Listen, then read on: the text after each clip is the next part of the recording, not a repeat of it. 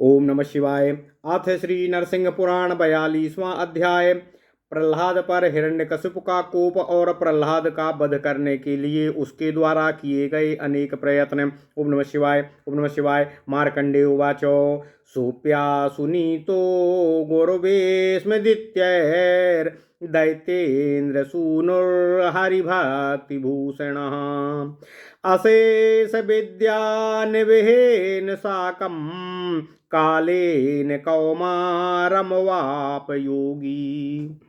प्रायेण कौमारमवाप्यलोकः पुष्णाति नास्ते क्यम सद्गतिं च तस्मिन् वयस्थस्य बहिर्विरक्तिर्भवात्यभूचेत्रमजे च भक्तिम् अथ सम्पूर्ण विद्यां तं कदाचिद्दितिदेश्वरः अनाप्य अनाय्य प्रणतं प्राह प्रह्लादं विदितेश्वरम् साध्य ज्ञान निवेदर्वालिमुक्तोऽसि सुरसूदना इदानीं भ्राजसे भास्वान् निहारादिव निर्गतः बाल्ये वयं च त्वमिव दुजैर्जाड्याय मोहिताः वयसा वर्धमानेन पुत्रकैवं सुशिक्षिताम् तदद्य त्वयि दुरेहं सङ्कटकताधुरं विन्यस्य स्वाम चिरधृतां सुखी पश्यन् श्रियं तव यदा यदा हि नैपुण्यं पिता पुत्रस्य पश्यति तदा तदाधिं त्यक्त्वा नु महात् सौख्यं वाप्नुयात् गुरुस्यातीव नैपुण्यं ममाग्रे वर्णयत्तव नाचित्रं पुत्र तच्छ्रोतुं किं नो मे वाञ्छतः श्रुति नेत्रयो शत्रुदारिद्र्यं श्रोत्रयो सुतसूक्तयः युद्धव्रणं च गात्रेषु मायिनां च महोत्सवः श्रुत्वेतीन कृतिप्राज्ञं दैत्याधीपवचस्ततः जगाद योगिनी शङ्कं प्रह्लादः प्रणतो गुरुम् सूक्तयः श्रोत्रयो सत्यं महाराज महोत्सवः किं ता वैष्णवीर्वाचो मुक्त्वा नान्या विचारयेत नीतिः सूक्तिः कथा श्राव्यमकाव्यं च तद्वचः यत्र संसृति दुःखौघ कक्षाग्निर्गीयते हरिः। ओम नमः शिवाय। ओम नमः शिवाय। अचिन्त्यः स्तूयते यत्र भक्तया भक्तेप्सितप्रदः अर्थशास्त्रेण किं तात यत्र संसृति सन्ततिः शास्त्रश्रमेण किं तात येनात्मैव विहंस्यते वैष्णवं वाङ्मयं तस्मात् श्राव्यं सेव्यं च सर्वदा मुमुक्षुर्भिर्भवक्लेशान्नो चेन्नैव सुखी भवेत् इति तस्य वचः शृण्वन् हिरण्यकशिपुस्तदा जज्ज्वालदैत्यराट सप्त सर्पिरद्धीरिवाधिकं प्रह्लादस्य गिरं पुण्यां जनसंसृतिनाशिनीम् नाम्रस्यस्तासुरः क्षुद्रो घूको भानुप्रभामिव परितो वीक्ष्य सम्प्राह क्रुद्धो दैत्यभटानिदम् हन्यतामेष कुटिलः शास्त्रपातैः सुभीषणे हन्यतामेष कुटिलः शास्त्रपातैः सुभीषणे उत्कृत्योत्कृत्य मर्माणि रक्षितास्तु हरिः स्वयं पश्यत्विदानीमेषैव हरिसंस्तवजं फलं काकोल कंकग्रद्भ्यो ह्यास्यांग्यं संविभज्यताम् अथो धृतास्त्रादैतेयास्तर्जन्यतः प्रगर्जिते अच्युतस्य प्रियं भक्तं तं जघनुपतिनोदिताः प्रह्लादोऽपि प्रभुं नत्वा ध्यानवज्रं समाददे अकृतिमरसमभक्तं तमित्थं ध्याननिश्चलं ररक्ष भगवान् विष्णु प्रह्लादं भक्तदुःखहृता अथा लब्धो पदान्यस्य गात्रे शस्त्राणि रक्षसाम नीलाब्जो सकलानीव पेतुश्छिन्नान्यनेकधा किं प्राकृतानि शस्त्राणि करिष्यन्ति हरिप्रिये। तापत्रय महास्त्रौघा सर्वोऽप्यस्माद् बिभेति वै पीडयन्ति जनास्तावदो व्याधयो राक्षसाः ग्रहाः। यावद् गुहाशयं विष्णुं सूक्ष्म चेतो न विन्दति ते तु भग्नास्त्रो सकलैः प्रतिपूथैरितस्ततः हन्यमानान्यवर्तन्तः सद्यः फलददैरिव नाचित्रं विबुधानां तद्ज्ञानं विस्मयावहम्। ओम नमः शिवाय। वैष्णवं बलमालोक्य राजानूनं भयं दधौ पुनस्तस्य वधूपायं चिन्तयन् सुदुर्मतिः पुनस्तस्य वधूपायं चिन्तयन् सा सुदुर्मतिः समाधि सतसमाहूय दन्दसूकान् सुदुर्विशान् अशस्त्र वधयोग्यो यो मस्मयोः हरितोषकृतो तस्मादो भवद्भिरचिरादो हन्यतां गुरलायुधा अहिरण्यकशिपो श्रुत्वा वचनं ते भुजङ्गमाः तस्याज्ञां जग्राहुर्मूर्धनाम् अप्रहर्षाद्देशवर्तिनः अथा ज्वलद्दासनकरालदंष्ट्रिन् स्फुरद्दशन् सहस्रभीषणाः अकर्षका हरिमश्वेवकर्षका हरिप्रियं दूततरमापतन्नुषाः गरायुधास्त्वाचमापि भेत्तुमल्लिकाम् और वापोस्य जस्मृति बल दुर्भिदा कृते। ओम नमः शिवाय। ओम नमः शिवाय। ओम नमः शिवाय।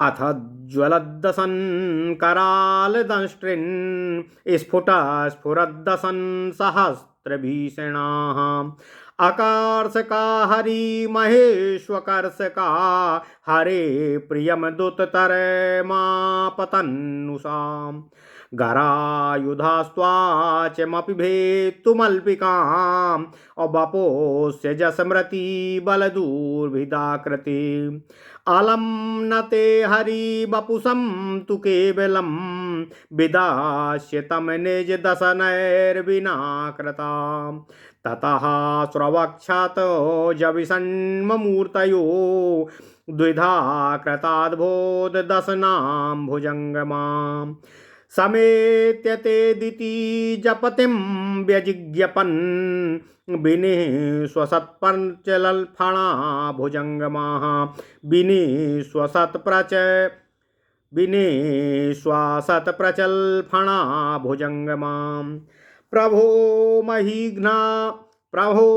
प्रभो महिघ्नानपि भास्मशेषाम् इस्तस्मिन् सक्तास्तु तदैव बध्या महानुभावास्य तवात्मजस्य बधेनुयुक्त्वा दशनैर्विना कृता इत्थं दुजिह्वा कठिनं निवेद्य ययोर्विसृष्टा प्रभुना कृतार्था विचिन्तयन्त्याः प्रथुवे स्मयेन प्रह्लाद सामर्थ्य निदानमेव।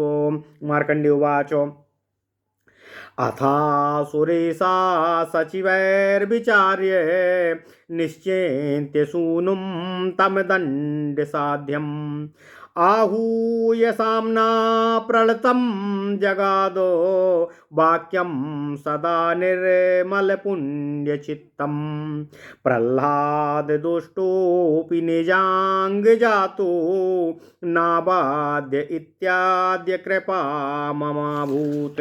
ओम नमः शिवाय। ततस्पूर्णं समागत्य दैत्यराजपुरोहिताः मूढ़ा प्राञ्जल्य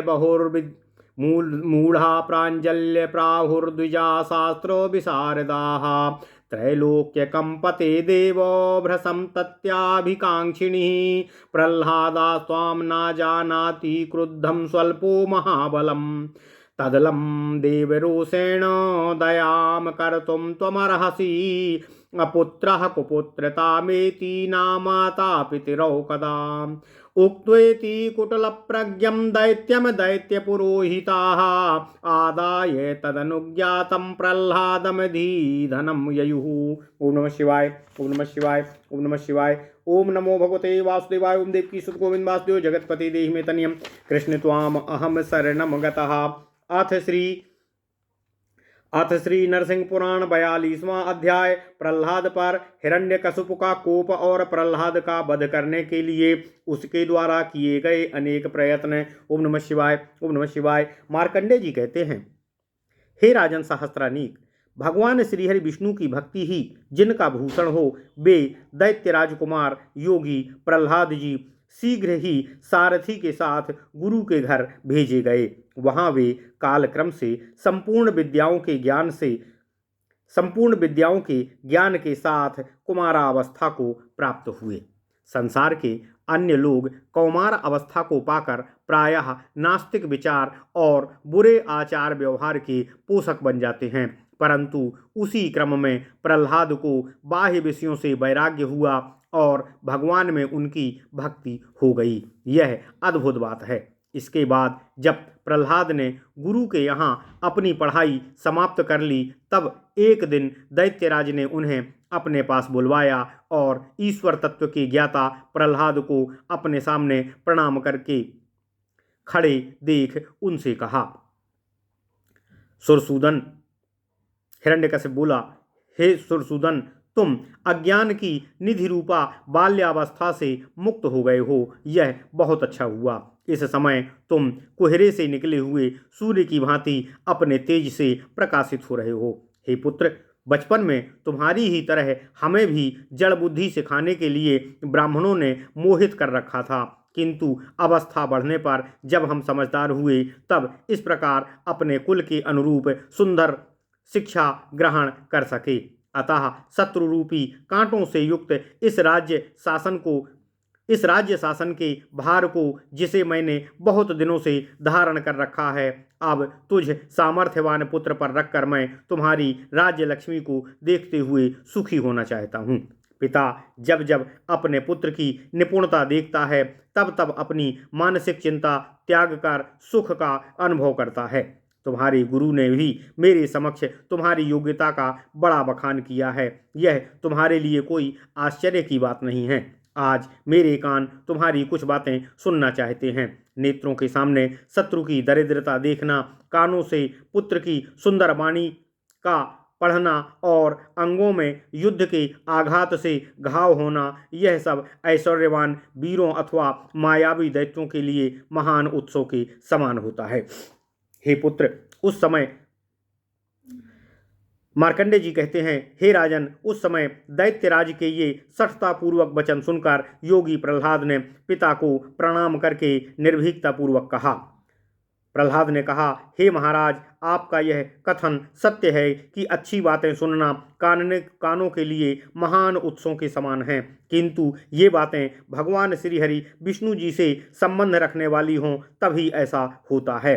उनको छोड़कर दूसरी बातें सुनने का विचार भी मनुष्य को नहीं करना चाहिए। जो मनुष्य संसार के दुख समुदाय रूपी तृणों को भस्म करने के लिए अग्नि के समान है, उन भगवान श्रीहरि विष्णु का जिसमें गुणगान किया जाता है, वही वचन नीति युक्त होता है, वही सूक्ति सुंदर वाक्य होती है और वही सुनने योग्य कथा होती है और श्रवण करने योग्य काव्य होता है, जिसमें भक्तों को अभीष्ट वस्तु देने वाले अचिंत्य परमेश्वर का भक्तिपूर्वक स्तवन किया जाता हो, वही शास्त्र है।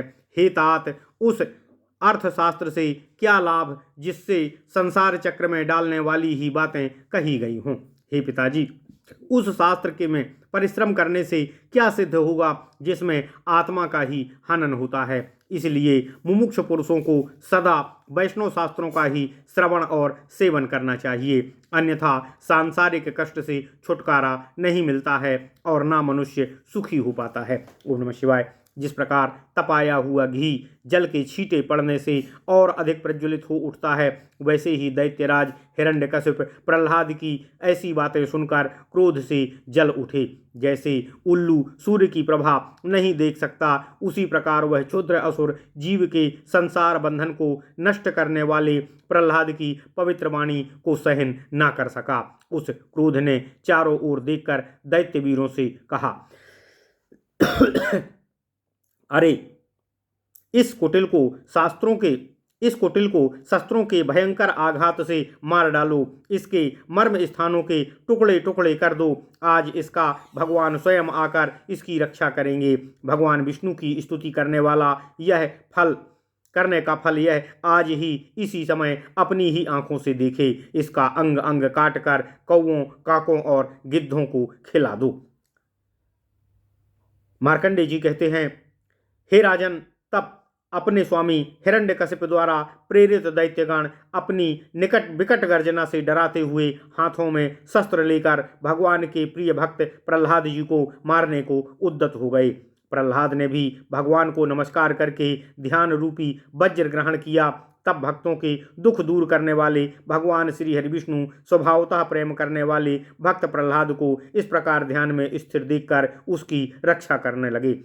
फिर तो राक्षसों के चलाए हुए अस्त्र शस्त्र प्रहलाद के शरीर में स्पर्श किए बिना ही नील कमल के टुकड़ों की भांति खंड खंड होकर गिर जाने लगे। भला ये प्राकृत शास्त्र भगवान के प्रिय भक्त का क्या कर सकते हैं? उससे तो संपूर्ण त्रिताप रूपी महान अस्त्र समूह भी भय खाता है। व्याधि, राक्षस और ग्रह ये तभी तक मनुष्य को पीड़ा पहुंचाते हैं जब तक उसका चित्त हृदय गुहा में सूक्ष्म रूप से स्थित भगवान श्री हरि विष्णु को प्राप्त नहीं कर लेता है। हे राजन, भक्त के अपमान का मानो तत्काल फल देने वाले वे भग्न अस्त्र खंड उल्टे चलकर दैत्यों का संहार करने लगे। इनसे पीड़ित होने के कारण वे दैत्य इधर उधर भाग गए। विद्वानों की दृष्टि में ऐसा होना कोई आश्चर्य की बात नहीं है। हे राजन, अज्ञानी जनों को ही इस घटना से विस्मय हो सकता है। ओम नमः शिवाय। मार्कंडेय जी कहते हैं, हे राजन, वैष्णवों का बल देखकर राजा हिरण्यकशिप को अवश्य ही महान भय हुआ, किंतु उस दुर्बुद्धि ने पुनः प्रहलाद के वध का उपाय सोचते हुए अत्यंत भयंकर विष वाले सर्पों को बुलाकर उन्हें आदेश दिया, हे गरलायुधो, विष ही जिनका अस्त्र है उसको गरलायुध अर्थात सर्प कहा जाता है। हे गरलायुधो, विष्णु को संतुष्ट करने वाला यह निशंक बालक किसी शस्त्र से नहीं मारा जा सकता है, अतः तुम सभी मिलकर इसे अति शीघ्र मार डालो। हिरण्यकशिप की यह बात सुनकर उसकी आज्ञा मानने वाले सभी सर्पों ने उनके आदेश को हर्षपूर्वक सिरोधार्य किया। हे राजन, इसके बाद जिनके दांत विष से जल रहे थे तथा जिनकी दाढ़ें विकराल थीं, जो स्फुट दिखाई देने वाले हजारों चमकीले दांतों के कारण भयानक जान पड़ते थे, ऐसे सर्पगण क्रोध से फुसकारते हुए बड़े वेग से उस भगवान श्री हरि विष्णु के भक्त प्रहलाद के ऊपर टूट पड़े। भगवान के स्मरण के बल से जिनका आकार दुर्भेद्य हो गया था, उन प्रहलाद जी का शरीर थोड़ा सा चमड़ा भी काटने में विषधर सर्प समर्थ ना हो सके। इतना ही नहीं, हे राजन, जिनका शरीर भगवानमय हो जाता है, उन प्रहलाद जी को केवल डसने मात्र से वे सर्प अपने सारे दांत खो बैठे। इसके बाद रक्त की धारा बहने से जिनका आकार विषादग्रस्त हो रहा था, जिनके अद्भुत दांतों के दो दो टुकड़े हो गए थे तथा बार बार उच्छ्वास लेने के कारण जिनके फल चंचल हो रहे थे, उन भुजंगमों के परस्पर मिलकर दैत्यराज हिरण्यकशिप को सूचित किया, हे प्रभु, हम पर्वतों को भी भस्म करने में समर्थ हैं। यदि उनमें हमारी शक्ति ना चले तो आप तत्काल हमारा वध कर सकते हैं, परंतु आपके महानुभाव पुत्र का वध करने में लगाए जाकर तो हम अपने दांतों से भी हाथ धो बैठे हैं। इस प्रकार बड़ी कठिनाई से निवेदन करके स्वामी हिरण्यकशिप के आदेश देने पर भी अपने कार्य में असफल हुए वे सर्प अत्यंत आश्चर्य के साथ प्रहलाद के अद्भुत सामर्थ्य का क्या कारण है, इस पर विचार करते हुए चले गए।